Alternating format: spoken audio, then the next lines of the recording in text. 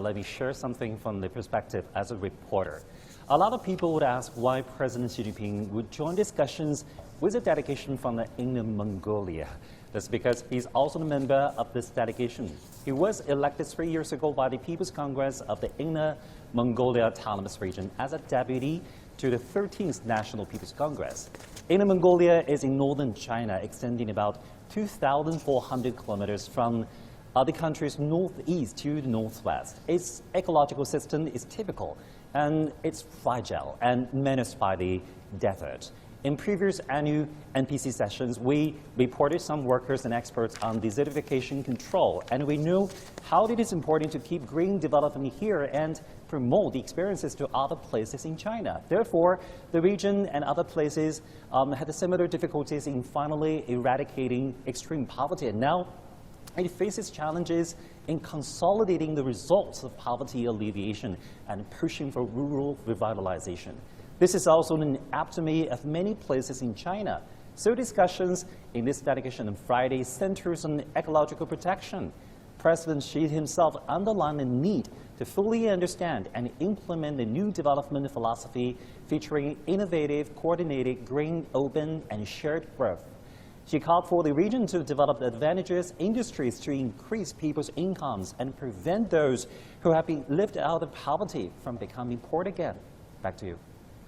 Well, Yibing, as you just mentioned, poverty alleviation is definitely a key focus for the region. But let's expand that to the national picture. What are the key messages in terms of decision-making and policy you've been getting on poverty alleviation and rural vitalization, which is widely considered as a next step after China has eliminated extreme poverty?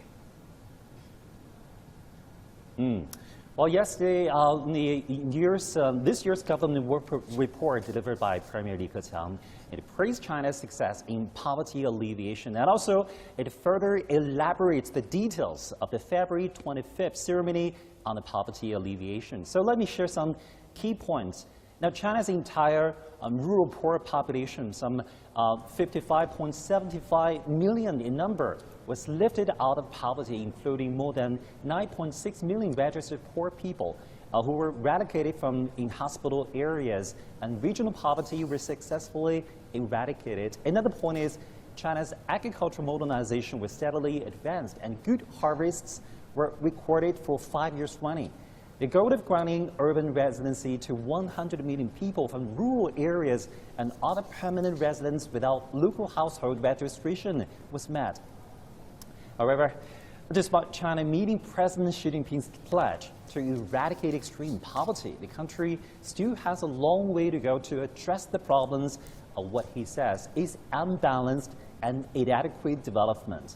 This annual NPC session sent a strong signal that China is determined to build a modern socialist country. Next, the country will implement a rural revitalization strategy across the board and promote steady development of agriculture and growth in rural incomes. The moves also include the efforts to promote the development of areas that have been lifted out of poverty, foster agricultural production, and improve working and living conditions in rural areas.